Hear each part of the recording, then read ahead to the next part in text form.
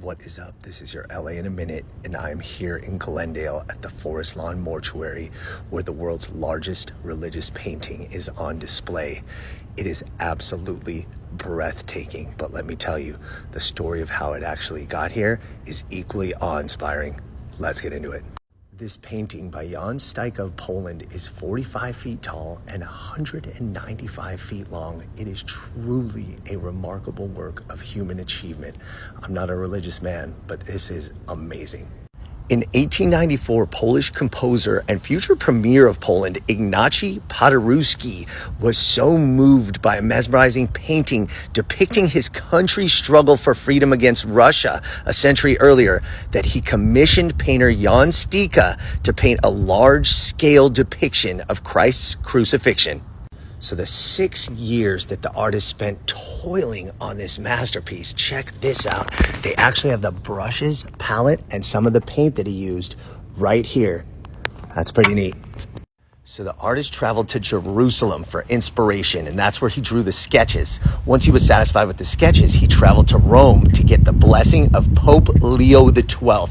He finally began painting in 1894 and finished it 6 years later.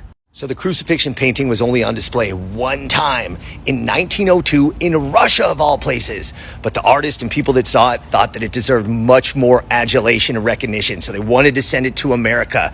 They decided that at the St. Louis World Fair in 1904, they would send the Crucifixion painting along with all of Stuka's other work to put them on display for the world. So what happened next was unfathomable. The painting was too big to fit inside of any of the halls, so it was sent to storage in New York. What happened next was even more tragic. All of Stuka's other works were burned down on the last day of the World Fair. He never was able to see his painting exhibited in America. Stuka couldn't pay the tariff to get his painting back to Poland, so he went back broken-hearted and empty-handed.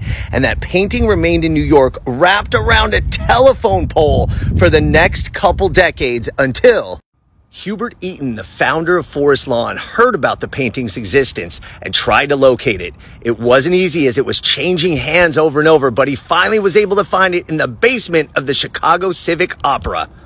Eaton purchased the painting and built a special home for it, the Hall of Crucifixion at Glendale's Forest Lawn. He displayed it to the public on Good Friday, 1951, and it's been here ever since. So whether you're religious or not, this is truly a stunning achievement and a masterpiece. And it's right here in Los Angeles at Glendale's Forest Lawn. All right, LA, it's been a minute.